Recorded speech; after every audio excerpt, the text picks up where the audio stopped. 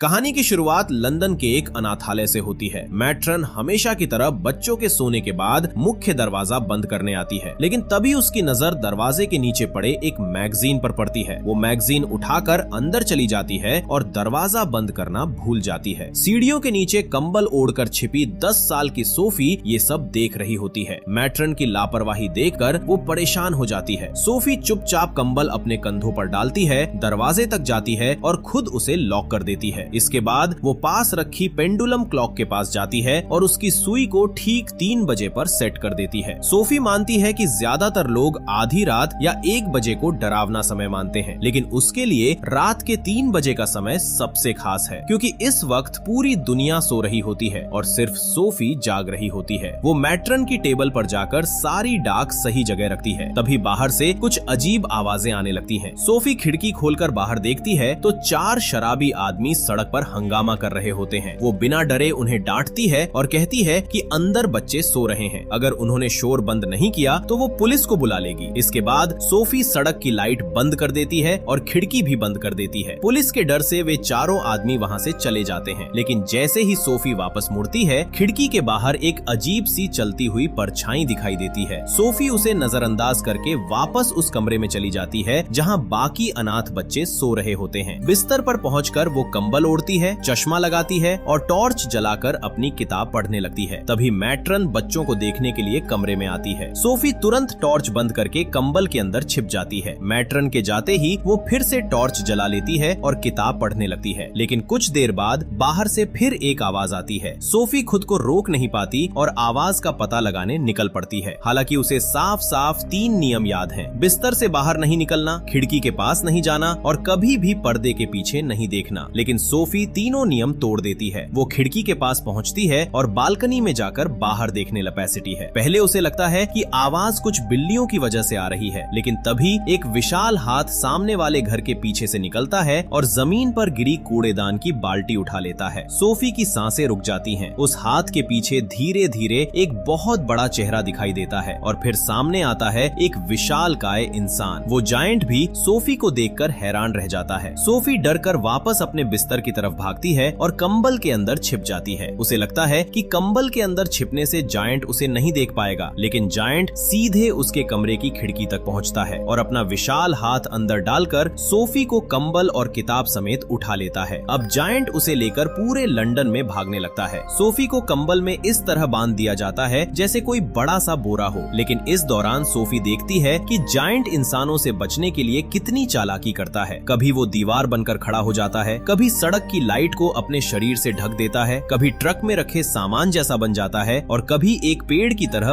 बिल्कुल स्थिर खड़ा हो जाता है। इस तरह किसी को भनक तक नहीं लगती कि एक जायंट लंदन के बीच से एक छोटी बच्ची को लेकर भाग रहा है। आखिरकार वे शहर से काफी दूर निकल जाते हैं। जायंट बड़े बड़े छलांग लगाते हुए जंगल और खुले मैदान पार करता है, फिर समुद्र को भी विशाल छलांग लगाकर पार कर जाता है। कुछ ही देर बाद वे घने बादलों के बीच पहुंच जाते हैं। जायंट बिना किसी परेशानी के बादलों को पार करता है और दूसरी तरफ पहुंचकर एक ऐसी जगह आता है जहां इंसानों की अजीब अजीब चीजें और विशाल चट्टानें चारों तरफ पड़ी होती हैं। आखिरकार वो एक बड़ी सजी हुई गुफा के अंदर पहुंचता है। यही उसका घर था। जायंट सोफी को कंबल समेत एक पेड़ की शाखा पर टांग देता है और फिर अपनी टेबल के पास जाकर एक अजीब सी सब्जी काटने लगता है। सोफी को मौका मिल जाता है। वो धीरे से कंबल से बाहर निकलती है और उस पेड़ पर चढ़ जाती है। शाखाओं का सहारा लेकर वो एक खिड़की तक पहुंचती है। काफी जोर लगाने के बाद वो खिड़की खोलने में कामयाब हो जाती है, लेकिन खिड़की खोलते समय कुछ सामान नीचे गिर जाता है। आवाज सुनकर जायंट तुरंत उसकी तरफ आ जाता है। सोफी भागने ही वाली होती है कि जायंट उससे कहता है अगर उसके पास पंख नहीं है तो वो यहाँ से कहीं नहीं जा सकती। इसके बाद जायंट खिड़की को धक्का देता है और सोफी सीधे उसके हाथ में पकड़े फ्राइंग पैन में जा गिरती है। जायंट उसे वापस टेबल पर ले आता है और फ्राइंग पैन रखकर फिर से अपनी सब्जी काटने लगता है। सोफी उससे पूछती है कि वे आखिर है कहाँ। जायंट जवाब देता है ये जायंट्स की जमीन है। सोफी तुरंत कहती है कि जायंट्स जैसी कोई चीज होती ही नहीं है। तभी बाहर से एक जोरदार आवाज आती है। सोफी डर जाती है। जायंट खिड़की से बाहर देखता है और बताता है कि ये बाकी जायंट्स हैं और ये कोई आम जायंट्स नहीं थे। इनके नाम ही इनके खतरनाक स्वभाव को दिखाते थे। मैन ईटर, जंगल डिस्ट्रॉयर और ऐसे ही कई डरावने नाम। सोफी अब पूरी तरह डर चुकी होती है। वो जायंट से विनती करती है कि वो उसे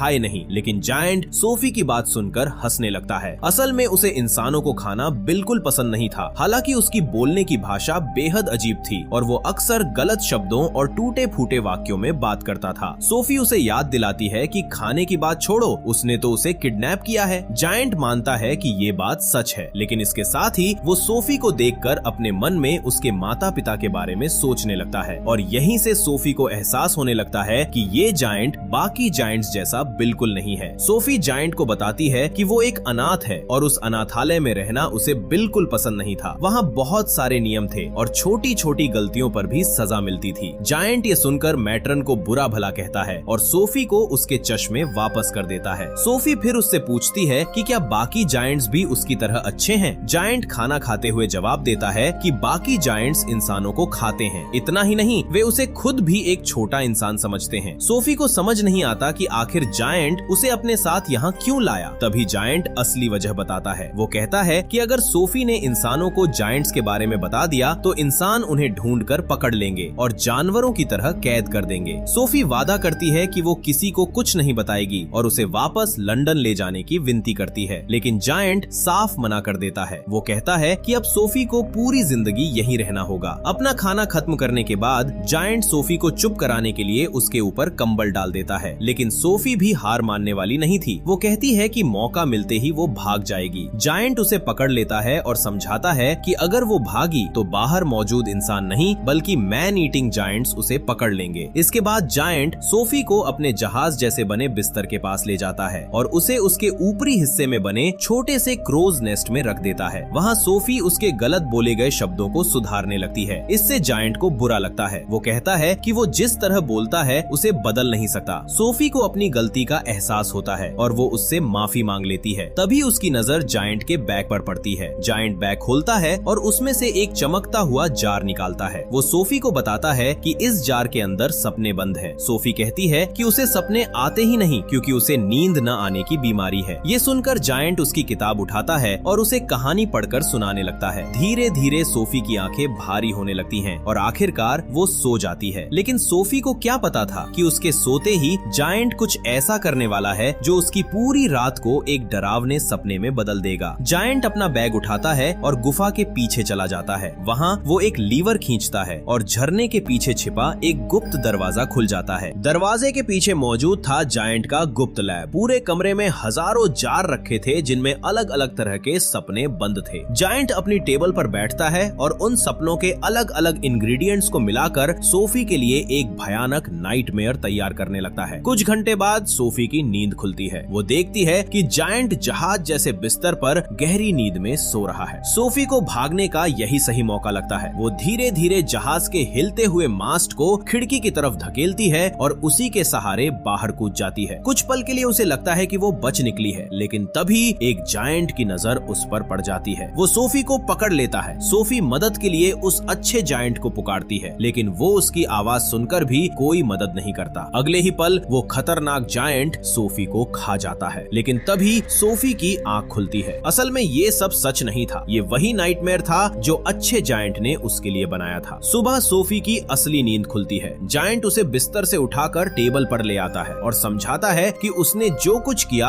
वो सोफी को सुरक्षित रखने के लिए जरूरी था। दोनों नाश्ता करने बैठते हैं। तभी सोफी की नजर एक अजीब सी बोतल पर पड़ती है। उसके अंदर मौजूद लिक्विड ऊपर उठने के बजाय नीचे की तरफ फिस कर रहा था। जायंट बताता है कि इसे फ्रॉक्स कटल कहते हैं और यही जायंट्स का पसंदीदा पेय है। वो उसका एक घूंट पीता है और उसके मुंह से गैस के बुलबुले निकलने लगते हैं, लेकिन तभी उनकी बातचीत के बीच एक खतरनाक आवाज सुनाई देती है। ये था जायंट्स का सबसे बड़ा और खूंखार नेता फ्लैश लंप पीटर। वो घायल था और चाहता था कि अच्छा जायंट तुरंत उसका इलाज करे। सोफी तुरंत टेबल पर रखी चीजों के पीछे छिप जाती है। अच्छा जायंट कहता है कि वो उसका इलाज बाद में कर देगा, लेकिन फ्लैश लंप पीटर जिद करता है कि इलाज अभी होगा। जायंट पानी से भरी एक बाल्टी उठाता है। बाल्टी देखते ही फ्लैश लंप पीटर डर जाता है। फिर जायंट एक कपड़ा लेकर उसकी चोट साफ करने लगता है, लेकिन इलाज के दौरान फ्लैश लंप पीटर अचानक हवा सूंघता है। उसे इंसान की गंध आती है। वो जायंट से पूछता है, क्या तुम कोई नया इंसान लेकर आए हो? जायंट तुरंत इनकार कर देता है। इधर सोफी एक अजीब सब्जी स्नोज कम्बर के अंदर छिपी हुई थी, लेकिन फ्लैश लंप पीटर को यकीन था कि उसे इंसान की गंध आ रही है। वो कहता है कि उसे बहुत भूख लगी है और वो आसपास रखी चीजों को खोजने लगता है। आखिरकार उसकी नजर उसी स्नोज कम्बर पर पड़ती है। जायंट तुरंत उसे उकसाता है कि वो वही सब्जी खा ले। फ्लैश लम्प पीटर सब्जी को मुंह में डालने ही वाला होता है, तभी जायंट को एहसास होता है कि सोफी उसी सब्जी के अंदर छिपी हुई है। जायंट तुरंत फ्लैश लम्प पीटर को रोक देता है। वो उसे याद दिलाता है कि उसे सब्जियां बिल्कुल पसंद नहीं है। ये सुनकर फ्लैश लम्प पीटर स्नोज कम्बर को वहीं गिरा देता है और उसकी जगह फ्रॉग कॉटल की बोतल उठा लेता है। जाते जाते वो अच्छे जायंट को ताना मारता है कि वो पूरी जायंट जाति के लिए शर्म की बात है। फ्लैश लम्प पीटर के जाते ही जायंट स्नोज कम्बर वापस टेबल पर रख देता है। अंदर छिपी सोफी बाहर निकलती है तो उसके पूरे शरीर पर सब्जी का गंदा रस लगा होता है। जायंट अपना हाथ आगे बढ़ाकर उसे ऊपर आने में मदद करता है। थोड़ी झिझक के बाद सोफी उसके हाथ पर चढ़ जाती है। इसके बाद जायंट उसे अपने गुप्त ड्रीम लैब में ले जाता है। वहाँ एक बड़ा पानी का टैंक था जिसे खोलकर जायंट सोफी को नहाने के लिए कहता है। नहाने के बाद वो उसे एक बॉयलर के सामने बैठाता है, लेकिन उसकी गर्मी सोफी को बिल्कुल पसंद नहीं आती। फिर जायंट उसे टेबल पर रखता है और इंसानों के पुराने कपड़ों से भरा एक डिब्बा देता है। सोफी एक चादर के पीछे जाकर कपड़े बदलती है। उधर जायंट उसके पुराने सामान को एक पेड़ के अंदर बने छोटे से होल में रख देता है, जिसे अब सोफी के सोने की जगह बनाया गया था। जब जायंट पीछे मुड़कर देखता है तो सोफी ने एक ड्रेस और जैकेट पहन रखी होती है। हालांकि ये कपड़े उसे थोड़ा उदास और अजीब दिखा रहे थे। जायंट उसे उठाकर पेड़ के उस होल में ले जाता है क्योंकि अब उसे अपने काम पर जाना था। सोफी उससे पूछती है कि वो काम क्या करता है। जायंट पहले कहता है कि ये एक सीक्रेट है, लेकिन फिर वो इतना जरूर बताता है कि उसका काम सपनों को पकड़ना है। इसके बारे में वो इससे ज्यादा कुछ बताने से मना कर देता है। सोफी उसके साथ जाने की जिद करती है, लेकिन जायंट साफ मना कर देता है। लेकिन सोफी भी हार नहीं मानती। वो अपनी जैकेट को उल्टा पहन लेती है, पेड़ से बाहर निकल आती है और जायंट से बार बार उसके साथ चलने की विनती करती है। आखिरकार जायंट उसकी जिद के आगे हार मान जाता है। वो सोफी को अपने कंधे पर बैठाता है और दोनों गुफा से बाहर निकल जाते हैं। बाहर सोफी देखती है कि बाकी सभी जायंट्स दिन के समय खुले मैदान में गहरी नींद सो रहे हैं। जायंट बहुत सावधानी से और बिना आवाज किए उनके पास से निकलने लगता है, लेकिन जैसे ही वो एक चट्टान के पास पहुंचता है, फ्लैश लम्प पीटर अचानक जाग जाता है। वो जायंट का पैर पकड़ लेता है। सोफी झटके से नीचे गिरती है और पास खड़ी एक कार के अंदर छिप जाती है, लेकिन उसकी ब्लैंकेट वहीं छूट जाती है। दूसरे जायंट्स जायंट को पकड़कर ऐसे उछालने लगते हैं जैसे वो कोई फुटबॉल हो। फिर उन्हें एक नया खेल खेलने का आइडिया आता है। एक जायंट एक कार लेकर पहाड़ी के एक तरफ पहुंचता है। दूसरा जायंट दो कारें लेकर दूसरी तरफ चला जाता है, जिनमें से एक वही कार थी जिसमें सोफी छिपी हुई थी। अब अच्छे जायंट को एक कार के ऊपर रखा जाता है और उसे पहाड़ी से नीचे धक्का दे दिया जाता है। उसी समय दूसरी तरफ मौजूद जायंट भी दोनों कारों के ऊपर चढ़कर नीचे आने लगता है। दोनों तरफ से जायंट्स और कारें तेजी से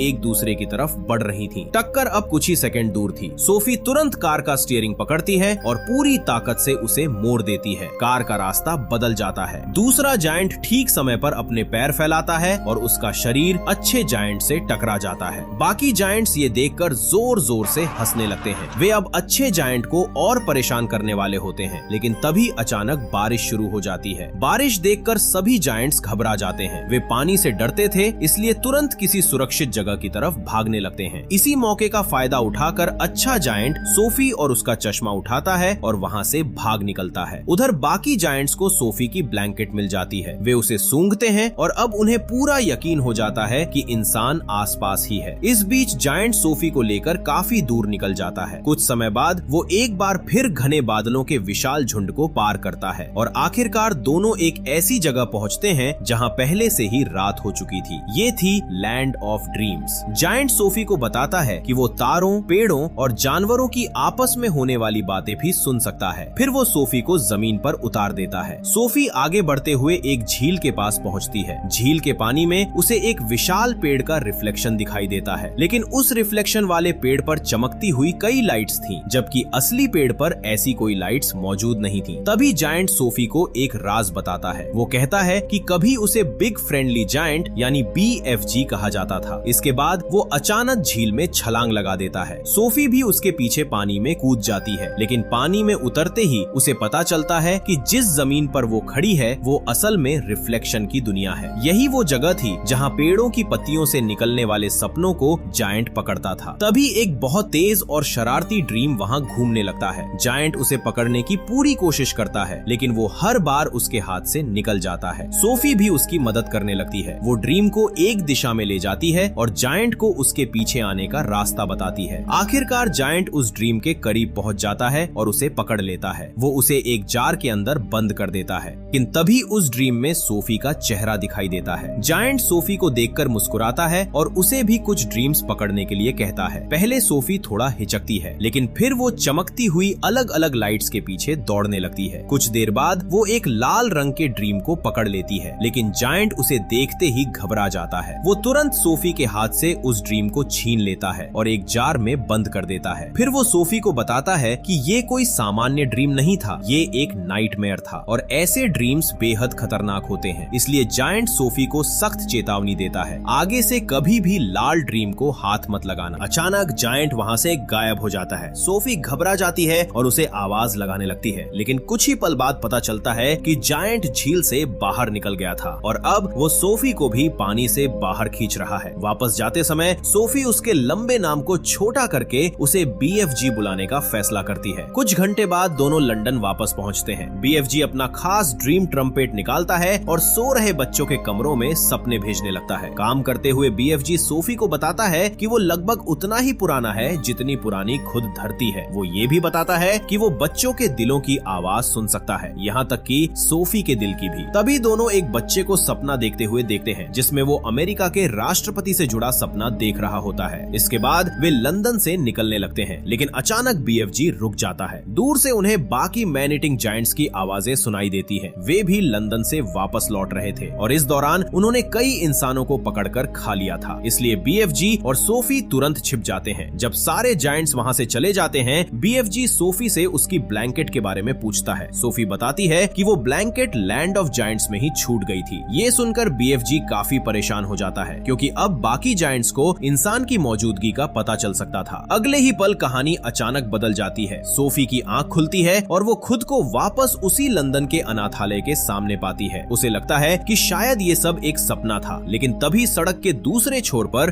BFG दिखाई देता है। वो सोफी को बताता है कि उसकी ब्लैंकेट जायंट्स के इलाके में छूट गई है। अब बाकी जायंट्स को उसके बारे में पता चल जाएगा, इसलिए BFG को सोफी को वापस छोड़कर जाना पड़ेगा। सोफी ये सुनकर बिल्कुल तैयार नहीं होती। तब BFG उसे एक पुराने बच्चे की कहानी बताता है जो कभी उसके साथ रहता था, लेकिन वो उस बच्चे को जायंट्स की भूख से बचा नहीं पाया था। BFG को उम्मीद थी कि ये कहानी सुनकर सोफी डर जाएगी, लेकिन सोफी डरने के बजाय वहीं खड़ी रहती है। आखिरकार BFG उसे छोड़कर चला जाता है। सोफी वापस अपने बिस्तर पर आती है, लेकिन तभी उसे BFG की एक बात याद आती है, वो सब कुछ सुन सकता है। सोफी तुरंत बालकनी में जाती है और बिना सोचे नीचे छलांग लगा देती है। उसे पता था कि BFG अभी भी आसपास ही है और उसकी बात सही साबित होती है। जमीन पर गिरने से ठीक पहले BFG उसे पकड़ लेता है। अब वो सोफी को दोबारा अकेला छोड़ने का फैसला बदल देता है। वो उसे अपने साथ वापस जायंट्स की दुनिया में ले जाता है, लेकिन जैसे ही वे वहाँ पहुँचते हैं, फ्लैश लंप पीटर उन्हें देख लेता है। दोनों जल्दी से ड्रीम लैब में पहुँचते हैं और सोचने लगते हैं कि अब क्या किया जाए, लेकिन इससे पहले कि वे कोई योजना बना पाते, बाकी मैन ईटिंग जायंट्स वहाँ घुस आते हैं। वे पूरी जगह को तहस नहस करने लगते हैं और सोफी को ढूंढने लगते हैं। सोफी तुरंत अपने पेड़ वाले कमरे में छिप जाती है, लेकिन जायंट्स की सूंघने की ताकत बहुत तेज थी। उनकी नाक सीधे सोफी के हाइडआउट तक पहुंच जाती है। अब सोफी के पास वहां से निकलने के अलावा कोई रास्ता नहीं था। वो पेड़ से बाहर निकलती है और चुपचाप पूरे ड्रीम लैब से होकर भागने लगती है। वो BFG के बैकपैक में छिपने की कोशिश करती है, लेकिन उसकी कोशिश नाकाम हो जाती है। आखिरकार उसे एक दूसरा ट्री होल दिखाई देता है। वो उसके अंदर घुस जाती है और वहां पहुंचकर सोफी को एक हैरान कर देने वाली चीज दिखाई देती है। ये किसी पुराने बच्चे का कमरा था। कमरे में फर्नीचर रखा था और दीवारों पर उस बच्चे के बनाए हुए ढेर सारे ड्राइंग्स थे। सोफी समझ जाती है कि यही वो बच्चा था जिसके बारे में BFG ने उसे बताया था, लेकिन तभी फ्लैश लंप पीटर लगभग वहां पहुंच जाता है। अब BFG के पास कोई विकल्प नहीं बचता। इस बार वो डर कर पीछे नहीं हटता। वो हिम्मत जुटाता है और जायंट्स को वहां से भगाने के लिए उनके सामने खड़ा हो जाता है। पहले वो एक गर्म लोहे से उन्हें डराता है और फिर पानी से भरी बाल्टी दिखाकर उन्हें पीछे हटने पर मजबूर कर देता है। इधर सोफी की नजर कमरे में रखी एक तस्वीर पर पड़ती है। उस तस्वीर में क्वीन बनी हुई थी और तभी सोफी के दिमाग में एक जबरदस्त आइडिया आता है। वो बाहर आती है और BFG से कहती है कि उसे उसके बोलने का तरीका अब बहुत खूबसूरत लगता है। फिर सोफी उसे अपनी पूरी योजना बताती है। उन्हें क्वीन से मदद मांगनी होगी, लेकिन इसके लिए उन्हें एक बेहद खास नाइटमेयर नाइटमेयर बनाना पड़ेगा। दोनों BFG की टेबल पर पहुंचते हैं और उस नाइटमेयर को तैयार करना शुरू करते हैं। वे इंसानों और मैन ईटिंग जायंट से जुड़े अलग अलग ड्रीम इंग्रेडिएंट्स को मिलाते हैं। आखिरकार एक ऐसा नाइटमेयर तैयार हो जाता है जिसमें जायंट्स की पूरी आर्मी को तबाह होते हुए दिखाया जाता है। सोफी और BFG उस नाइटमेयर को एक जार में बंद कर देते हैं। अब उनका प्लान साफ था। रात में BFG क्वीन को यही नाइटमेयर दिखाएगा। क्वीन डर कर जागेंगी और फिर सुबह सोफी को अपने महल की खिड़की पर देखकर पूरी सच्चाई समझ जाएंगी। हालांकि BFG अब भी नहीं चाहता था कि ज्यादा इंसान उसे देखें, लेकिन सोफी उसे किसी तरह अपने साथ चलने के लिए मना लेती है। कुछ देर बाद दोनों पहुंचते हैं बकिंघम पैलेस। वे चुपचाप सैनिकों से बचते हुए क्वीन के कमरे तक पहुंचते हैं। BFG अपनी ड्रीम ट्रम्पेट की मदद से वह नाइटमेयर क्वीन के सपने में भेज देता है। सुबह होते ही क्वीन घबरा कर उठती हैं। वह बेहद परेशान होती हैं और अपने आसपास मौजूद मैरी और मिस्टर टिब्स को रात में देखे भयानक सपने के बारे में बताती हैं। उन्होंने सपने में खतरनाक मैन ईटिंग जायंट्स को देखा था। तभी मैरी अखबार उठाती है। अखबार में खबर होती है कि कई बच्चे अचानक गायब हो गए हैं। क्वीन को तुरंत एहसास होता है कि ये वही बात है जो उन्होंने अपने सपने में देखी थी। अब उन्हें शक होने लगता है कि उनका सपना सिर्फ सपना नहीं था। वह मैरी से पर्दे बंद करने के लिए कहती हैं। पर्दे बंद होते ही खिड़की के बाहर सोफी खड़ी दिखाई देती है। सोफी बताती है कि उसका एक जायंट दोस्त उसे यहाँ लेकर आया है। ये सुनकर मिस्टर टिब्स तुरंत सैनिकों को महल के गार्डन में बुला लेता है। अब क्वीन समझ जाती हैं कि उनके सपने में दिखाई गई हर चीज सच थी। वह सोफी से कहती हैं कि वह अपने जायंट दोस्त से उन्हें मिलवाए। सोफी BFG को बुलाती है, लेकिन BFG डर के कारण बाहर नहीं आता। सोफी उसे हिम्मत रखने के लिए कहती है और समझाती है कि क्वीन उसे कोई नुकसान नहीं पहुंचाएंगी। आखिरकार BFG बाहर आता है। जैसे ही वह गार्डन में पहुंचता है, सैनिक उसे चारों तरफ से घेर लेते हैं, लेकिन क्वीन अपना वादा निभाती हैं। वह मिस्टर टिब्स को आदेश देती हैं कि सैनिक पीछे हट जाएं। BFG धीरे धीरे क्वीन की खिड़की के पास आता है और झुककर क्वीन को सम्मान देता है। फिर वह कहता है कि वे यहाँ मदद मांगने नहीं बल्कि मदद देने आए हैं। क्वीन उसकी बात स्वीकार कर लेती हैं, लेकिन उससे पहले उन्हें अपने कपड़े बदलने थे। कुछ ही देर बाद क्वीन अपने मिनिस्टर्स और आर्मी लीडर्स को बुलाती हैं। वहीं सोफी को भी नए कपड़े पहनाए जाते हैं और उसका पूरा मेकओवर किया जाता है और फिर तीनों एक साथ नाश्ते के लिए निकलते हैं। लेकिन अब उनके सामने एक बहुत बड़ा काम था, मैन ईटिंग जायंट्स को रोकना। BFG रेंगते हुए पैलेस के अंदर आता है और डाइनिंग रूम में क्वीन और बाकी लोगों के साथ शामिल हो जाता है। उसके लिए एक खास बहुत बड़ी टेबल तैयार की गई थी। जैसे ही खाना परोसा जाता है, सामने तरह तरह के डिशेस का इतना बड़ा ढेर लगा होता है कि BFG भी हैरान रह जाता है। वह पहली बार इंसानों का खाना चखता है और स्वाद लेते ही उसके चेहरे पर खुशी आ जाती है। उसे खाना इतना पसंद आता है कि वो फैसला करता है कि अब वह कभी स्नोज कम्बर नहीं खाएगा। हालांकि कॉफी पीते ही उसका स्वाद बिगड़ जाता है। BFG कॉफी मुंह से बाहर थूक देता है और वह सीधे कुछ बटर्स के ऊपर जा गिरती है। उसे लगता है कि इससे कहीं बेहतर ड्रिंक होनी चाहिए। तभी वो अपने बैकपैक से फ्रॉक्स कटल की बोतल निकालता है और क्वीन को पेश करता है। कुछ ही देर में आर्मी के बड़े अधिकारी भी वहाँ पहुँच जाते हैं। क्वीन उन्हें आदेश देती है कि वे जायंट्स की जमीन पर जाकर सभी खतरनाक जायंट्स को पकड़ें और वहाँ तक पहुँचने के लिए उन्हें BFG के बताए रास्ते का ही इस्तेमाल करना होगा। BFG बताता है कि उसका देश आम नक्शे में दिखाई ही नहीं देता। इसके बाद वह सबके लिए फ्रॉक्स कटल निकालता है, यहाँ तक कि आर्मी ऑफिसर्स को भी इसका स्वाद चखाता है। सब लोग BFG के नाम पर टोस्ट करते हैं और ड्रिंक पीते हैं और अगले ही पल सभी के मुंह से गैस के बुलबुले निकलने लगते हैं। क्वीन मुस्कुराते हुए कहती है, अब वक्त आ गया है प्लान शुरू करने का।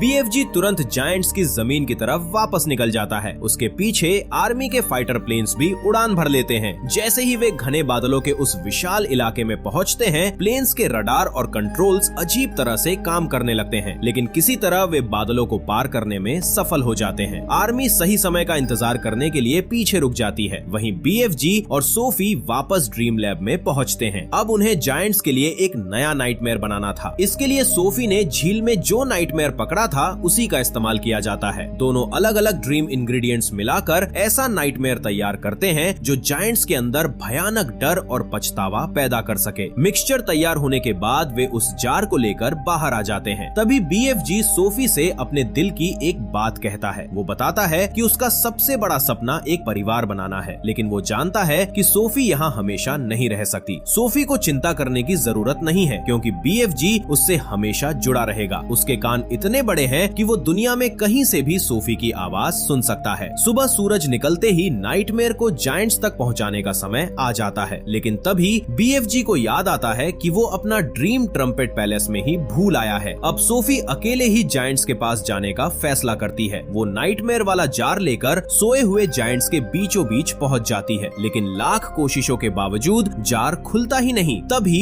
फ्लैश लंप पीटर की आंख खुल जाती है। वो सोफी को अपने सामने खड़ा देख लेता है। अब सोफी के पास सोचने का समय नहीं था। वो तुरंत एक फैसला लेती है, अगर जार नहीं खुल रहा तो उसे तोड़ देना ही बेहतर है। सोफी जार को जमीन पर पटक देती है और अगले ही पल नाइटमेयर चारों तरफ फैल जाता है। एक एक करके जायंट्स के दिमाग में वो नाइटमेयर पहुंचने लगता है। फ्लैश लंप पीटर अपना जार तोड़कर उसे खत्म करने की कोशिश करता है, लेकिन तब तक बहुत देर हो चुकी थी। बाकी जायंट्स नाइटमेयर की चपेट में आ चुके थे। उनके अंदर अचानक डर और पछतावा भर जाता है। वे अपने किए गए कामों को याद करने लगते हैं और घबराकर वहां से भागने लगते हैं। फ्लैश लंप पीटर गुस्से में सोफी को पकड़ने के लिए आगे बढ़ता है, लेकिन तभी BFG वहां पहुंच जाता है। वो सोफी के सामने खड़ा होकर उसकी रक्षा करता है। फ्लैश लंप पीटर BFG को पकड़ लेता है और उसे मारने के लिए हाथ उठाता है, लेकिन इससे पहले कि वो हमला कर पाता, उसका हाथ अचानक एक मजबूत वायर से बंध जाता है। आर्मी आखिरकार वहां पहुंच चुकी थी। सोफी तुरंत मैदान में भागती है ताकि किसी जाल या वायर की चपेट में ना आए, और देखते ही देखते प्लेन से सैनिक नीचे उतरने लगते हैं। वे जायंट्स को एक एक करके पकड़ने के लिए बड़े बड़े वायर्स और नेट्स का इस्तेमाल करते हैं। कुछ ही समय में सारे जायंट्स काबू में आ जाते हैं। BFG सोफी को ढूंढता हुआ उसके पास आता है और उसे सुरक्षित अपने पास कर लेता है। दोनों खड़े होकर देखते हैं कि प्लेन्स जायंट्स को लेकर आसमान में उड़ जाते हैं। इन जायंट्स को एक दूर दराज के सुनसान आइलैंड पर ले जाया जाता है, जहां से उनके लिए भागना लगभग नामुमकिन था, और वहां उनके खाने के लिए सिर्फ वही बेस्वाद स्नॉसकम्बर और उसके बीज छोड़े जाते हैं। उधर सोफी वापस लंदन लौट आती है। अब उसका नया घर अनाथालय नहीं बल्कि बकिंगम पैलेस था। वो क्वीन, मैरी, मिस्टर टिब्स और क्वीन के कॉर्गिस के साथ रहने लगती है, लेकिन सोफी अपने पुराने दोस्त BFG को कभी नहीं भूलती।